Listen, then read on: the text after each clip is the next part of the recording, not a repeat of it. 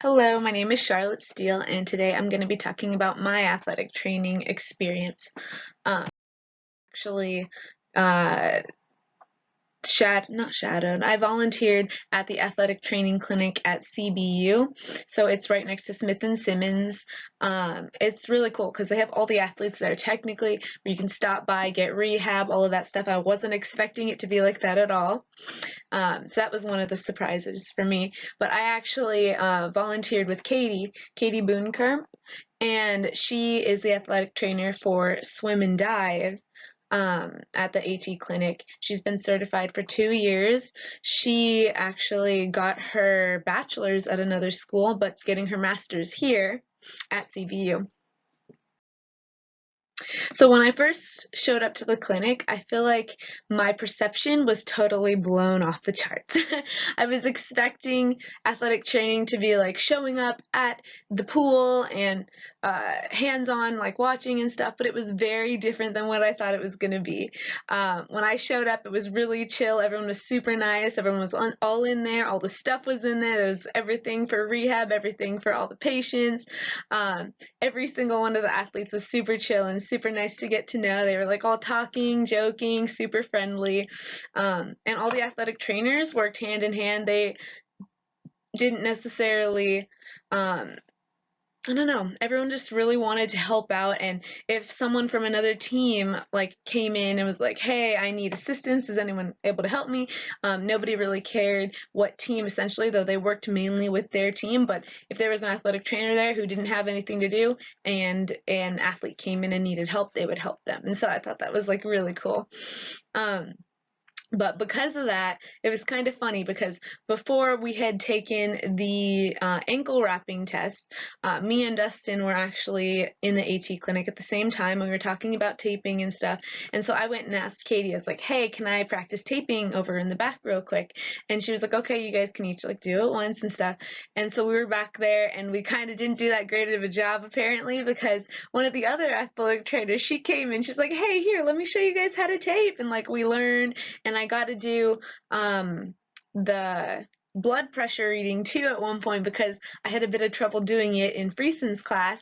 And so I asked, "Hey, can I practice that in the clinic at one point?" And so they let me do that too. So I was learning a few things physically, like applying them while also being able to watch. So I asked Katie a bunch of questions too. When I first got there, I asked Katie a bunch of questions. Like every single athletic trainer in there was open to me asking them questions because I didn't know what any of it was. It was my first experience volunteering, and I feel like I learned a lot, and I feel like everyone was really receptive to me asking as many questions as I did. But it was really cool because everyone was super nice.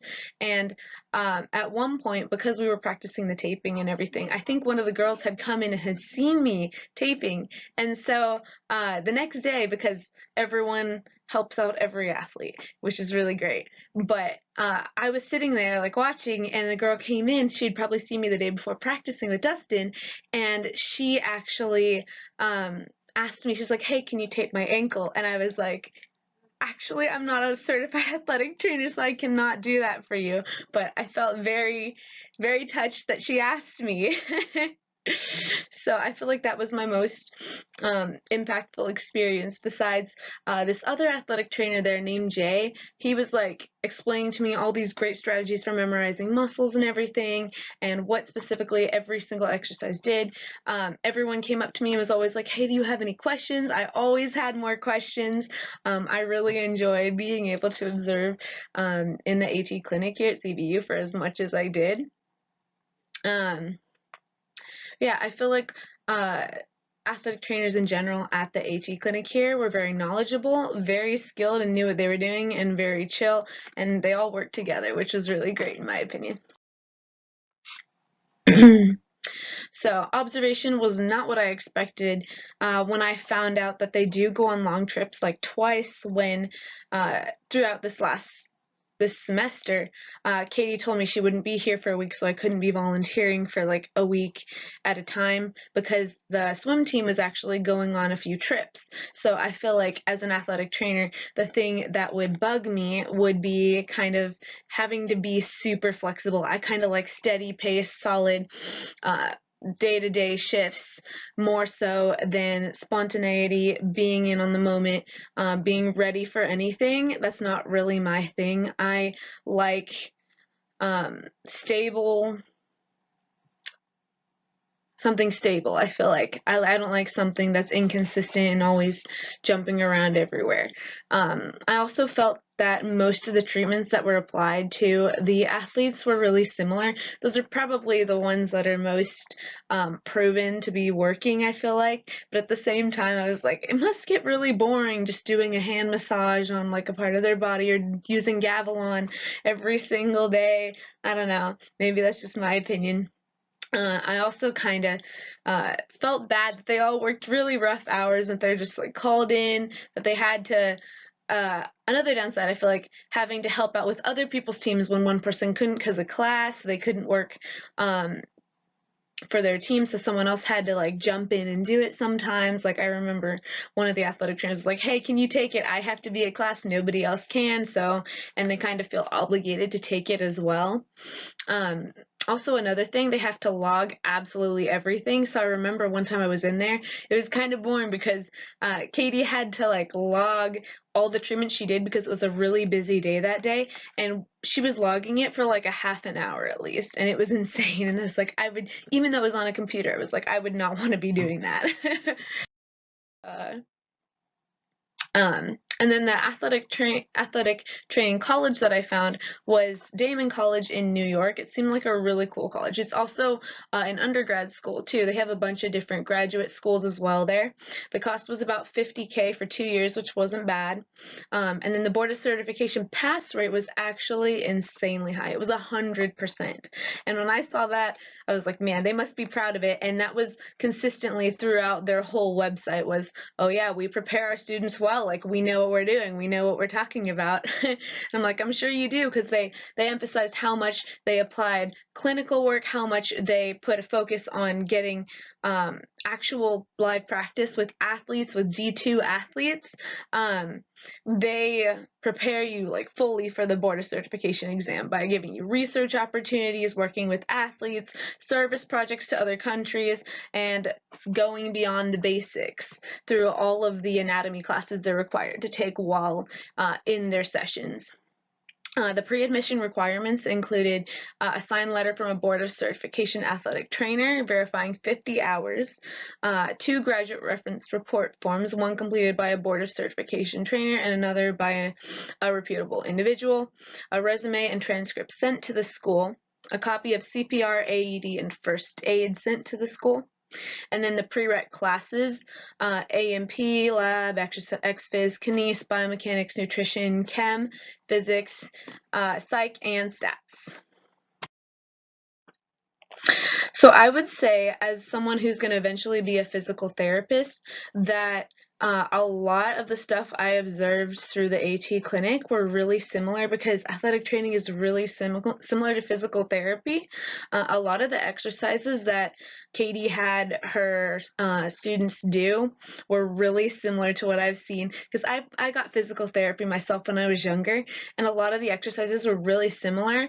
But the difference is, I feel like because they're athletes, they have to get stretched, they have to have a nutrition plan, like all of that extra stuff too.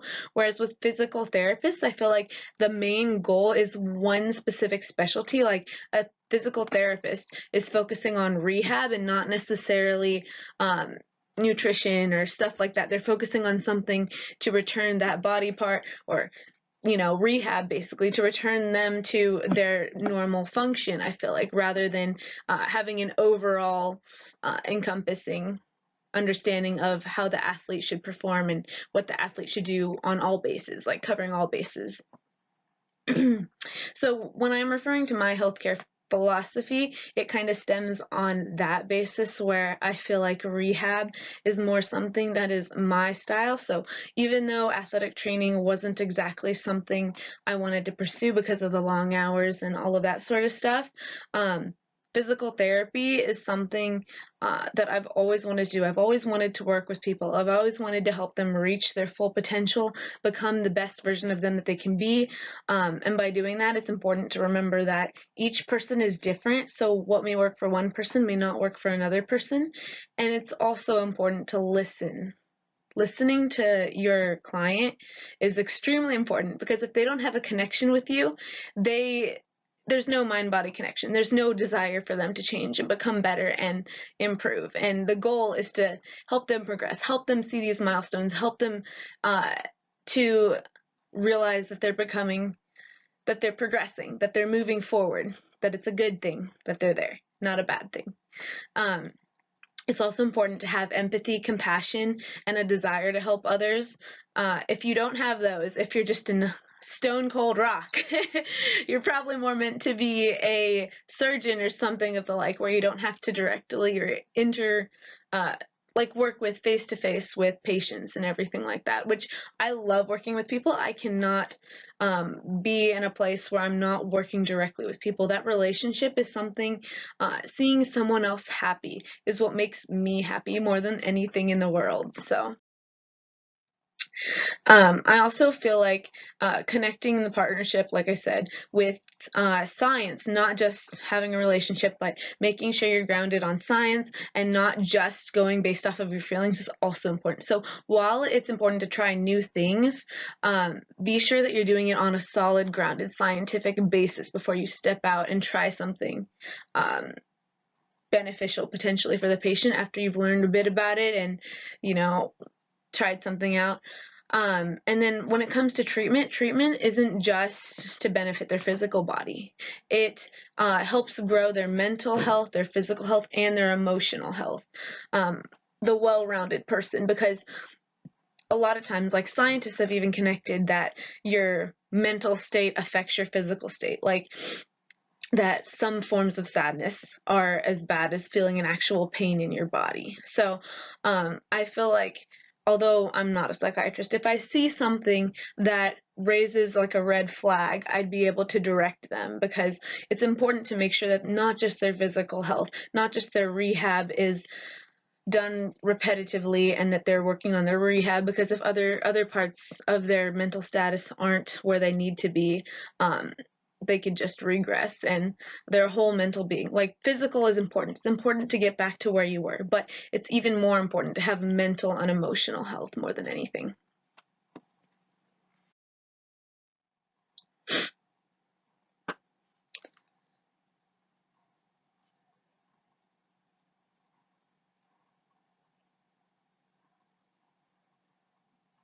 So I believe, again, every person is able to progress and able to become the best version of themselves. Like I said earlier, I honestly feel like helping them out is kind of like God working through me to bring healing. Because a lot of people say, oh, God doesn't heal today. Well, God uses us to heal. So by using us to heal, He gives us wisdom and us discernment to be able to work with them, to work with our patients, to know what's wrong with them, and to reflect Jesus through us, so that they can, even though we might not be able to mention it in our setting, if they can ask us, what's different about you? Are you a Christian? Why do you act the way that you are? Why do you choose to do the things the way that you do them? And then I want them to know that Jesus desires their healing. They're going to learn something new, and they're going to grow as a person.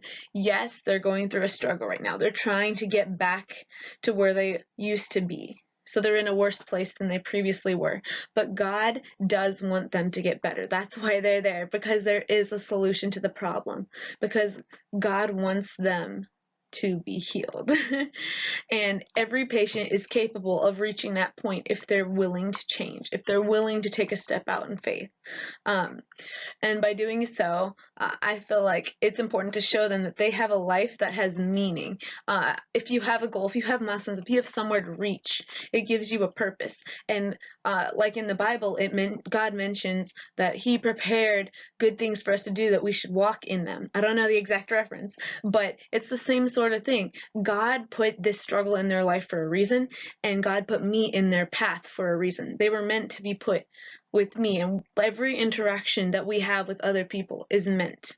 God knows it's going to happen, and God uses every single interaction we have with every single person we interact with. And by doing that, God is opening up doors for us to show them who He is and to bring Him glory.